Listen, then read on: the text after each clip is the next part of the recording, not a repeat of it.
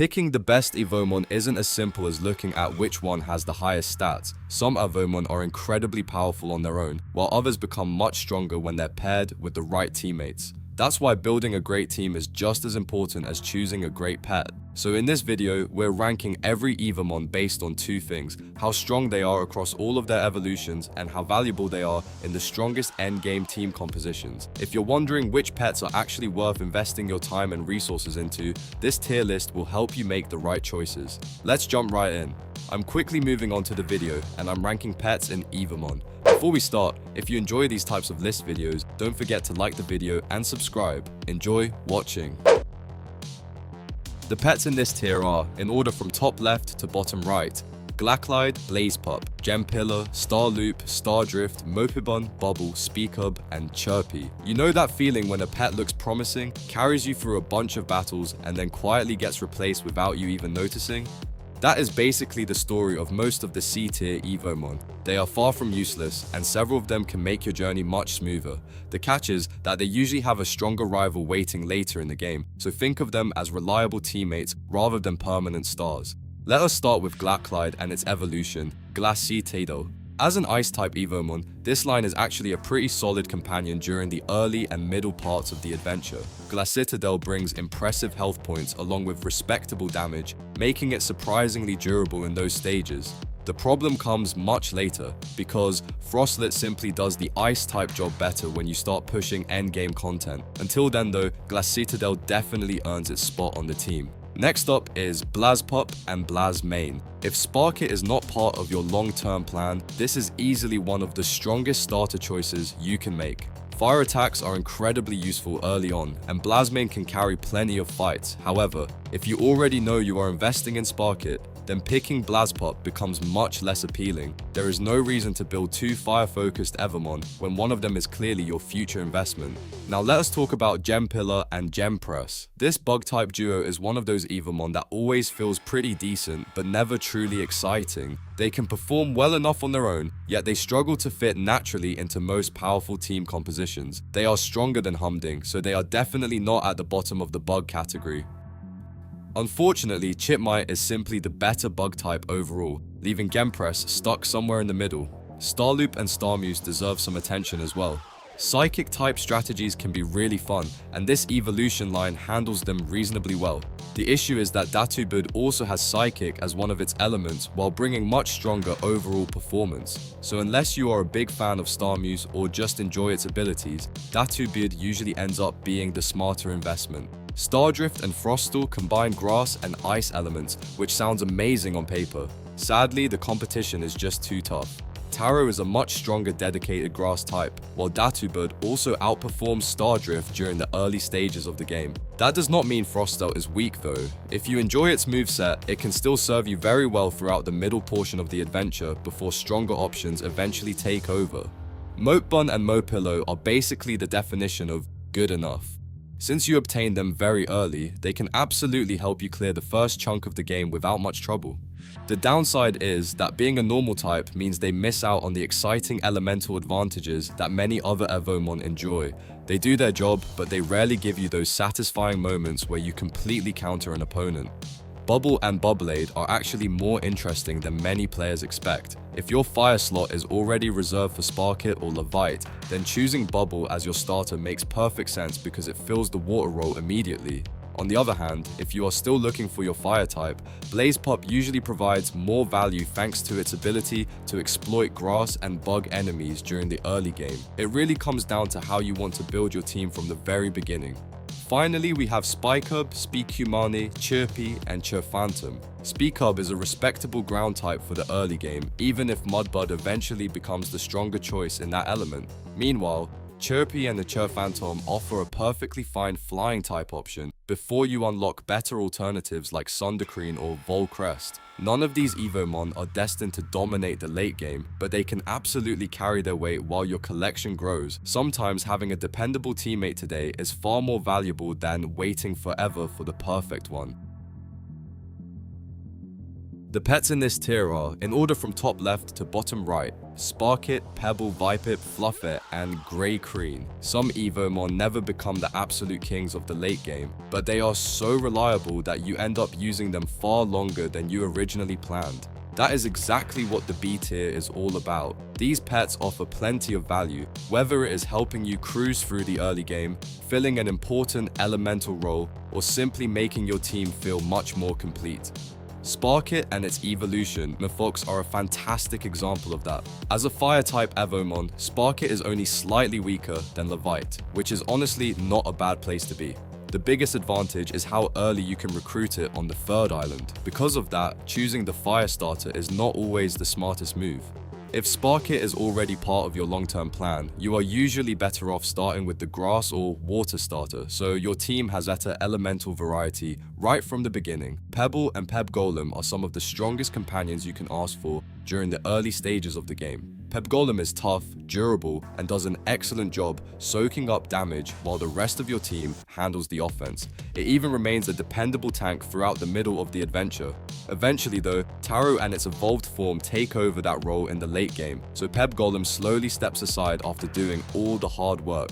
Vipip evolves into Vipark and gives you a solid poison type damage dealer if that is what your team is missing. It may not completely dominate every battle, but it delivers respectable damage and performs consistently whenever poison attacks are useful. Fluffit and Flufferstar deserve some credit too.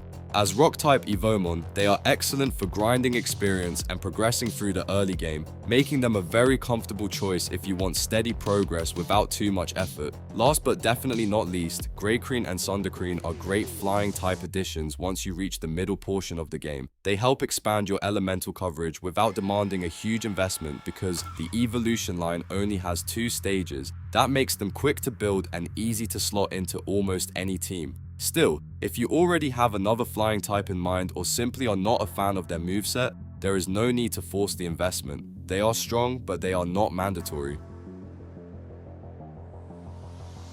The pets in this tier are, in order from top left to bottom right, Frostlet, Datubud, Chipmite, Astrachnite, Goldfish, and Mudbud. Now we are getting into the Evomon that can genuinely carry your team for a huge portion of the adventure.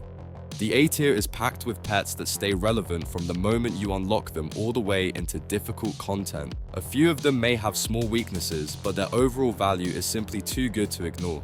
Frostlet evolves into Frostseer, and this ice-type Evomon is an absolute menace once it reaches its final evolution. Frostseer's frostbite effect can stack damage over time, allowing enemies to slowly melt away while you keep applying pressure. It also performs incredibly well in many of the important late-game battles where ice attacks really shine. If you build your team around weather effects, Hail becomes an excellent combo move that makes Frostseer even more dangerous. Datubud and its evolution. Datu Nymph are some of the best companions a new player can ask for. You can recruit Datubud on the 4th island, and it immediately brings a powerful combination of grass and psychic elements to your roster. On top of that, it has access to plenty of strong psychic attacks and useful debuff abilities, giving it both offensive power and great utility. While you are on the 4th island, you should also grab Mudbud. It evolves into Thordlord and is another amazing early game Evomon, thanks to its ground and grass typing. It strengthens your team immediately, although it does lose a bit of its impact once you reach the late game. Chipmite is a slightly unusual member of the A tier because it starts off weaker than many of the other Evomon in this category. That slow beginning is the main reason it does not quite reach the very top. However, once it evolves into Chittiladin, everything changes. Its bug and poison combination becomes incredibly valuable, and Chittiladin turns into one of the strongest choices for building powerful endgame teams. Astrachnite is a special case because it is an exclusive fighting type Evomon that is tied to Robux. If you unlock it early, it is undeniably strong and can make your journey much easier. The downside is that spending Robux just for Astrachnite is difficult to recommend, especially since the premium rewards can eventually be earned through normal gameplay anyway. If you would rather save your Robux, Pumpor is an excellent free fighting type alternative that gets the job done without costing anything. Finally, Gulpfish and its evolution, Ironfish, deserve far more attention than they usually receive. This water and ground type Evomon is one of the most underrated picks in the entire game. Mirefish boasts fantastic overall stats after evolving and performs consistently well across nearly every game mode. If you are looking for the strongest water type option without overthinking your choice, Mirefish is an easy recommendation and one of the biggest reasons this evolution line comfortably earns its place in the A tier. The pets in this tier are, in order from top left to bottom right, Arkub, Levite, Wispuff, Bluebird, Taro, and Pompor. This is where the real monsters live. Every Evomon in the S tier can completely change the way your team performs, and these are the pets you should be working toward if your goal is to dominate the late game. They offer incredible damage, amazing utility, or simply outperform almost every other option in their respective elements. Arkub evolves into Arcapex, and this electric-type powerhouse delivers some of the highest damage per second in the entire game. Besides hitting incredibly hard, it also expands your team's elemental coverage, giving you more opportunities to exploit enemy weaknesses. The best part is that you can unlock it by defeating the Thundercliff's boss, making the effort more than worthwhile for such a powerful reward. Right alongside it is Levite, which eventually becomes Lavarock. This fire and rock type Evomon is the strongest fire option you can obtain with relatively little effort since it is available on the 3rd island at Lava Crag. It has fantastic combo potential, an incredibly powerful counterattack, and easily earns a permanent spot on almost every endgame team. Wispuff and Wisfex are another pair that deserve every bit of their S tier ranking. As poison and psychic type Evomon, they dominate their role better than any other poison option in the game. They appear in countless late game team compositions for a reason. Whether you are clearing difficult content or simply grinding resources, Wisfex consistently delivers excellent performance and never feels like a wasted team slot. Bluebird evolves into Volcrest and provides one of the best flying and electric combinations available. This evolution line is fantastic for adding extra elemental coverage while also applying the bleed debuff to steadily increase your damage output. Training them is surprisingly easy as well. You can complete their quest at Raven Ridge, then climb the vines around the area until you reach the elevated section where they spawn. The only real drawback is that their elemental combination does not create as many opportunities to exploit enemy weaknesses as some of the other S tier Evomon. Taro and its evolution, Tarragon, are absolute superstars. They are easily the strongest grass-type Evomon in the game, and also rank among the best tanks you can bring into late-game battles. Their durability is outstanding, they fit into countless team compositions, and they remain effective in almost every difficult encounter. If you only remember one recommendation from this entire tier list, make sure Taro is on it because this is an Evomon you will never regret investing in. Last but definitely not least, there is Pompor and its evolution Pummash. This is the best free-to-play fighting type Evomon and arguably one of the strongest Evomon in the entire game. Their incredible speed allows them to strike before almost every opponent, making first strike strategies unbelievably effective, especially while farming. You can find Pompor in the upper section of the Dust Town map, and once you add it to your roster, you will quickly understand why so many experienced players refuse to build an endgame team without it. The video ends here. See you in another video. Don't forget to subscribe.